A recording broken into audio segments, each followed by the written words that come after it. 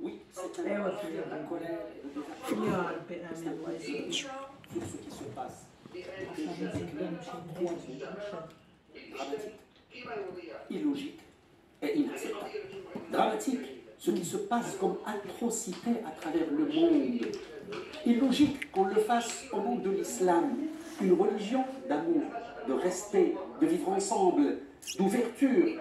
Et puis inacceptable qu'on se taise et qu'on ne dénonce pas. Nous devons dénoncer parce que ces extrémistes, les deux bords de l'extrémisme, sont une minorité. Certes, elle est bruyante, mais devant une majorité de musulmans qui sont ouverts, qui sont modérés, qui sont dans le juste milieu, mais qui sont silencieux, mais qui ont aujourd'hui le devoir et l'obligation de se soulever, de dénoncer et de s'affirmer pour un petit peu tirer le tapis en dessous de ces extrémismes qui désabusent et qui dénaturent notre religion.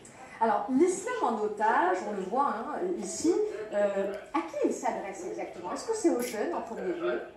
Il s'adresse aux jeunes, mais il s'adresse aussi aux non-musulmans.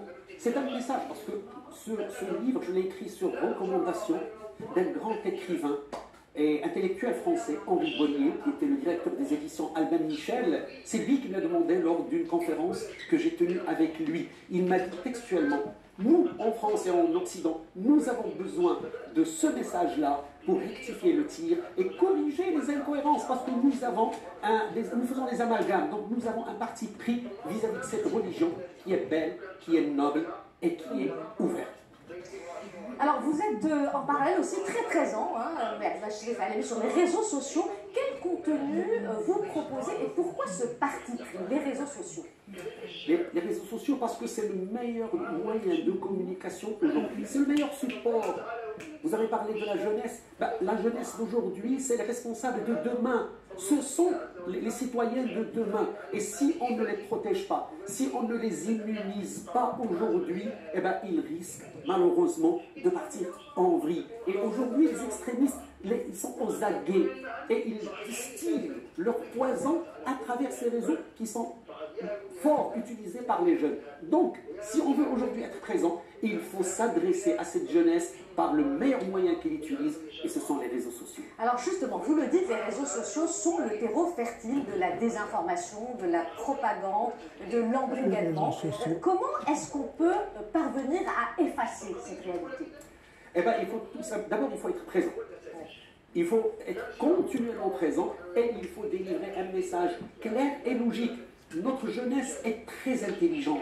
Ils ne sont pas bêtes et ils sont capables de distinguer le bien du mal, le positif du négatif, le constructif du destructif. Mais il faut juste leur donner l'information et les laisser eux-mêmes se faire leurs idées. Alors ce livre, vous l'avez écrit en français. Pourquoi avoir choisi la langue française?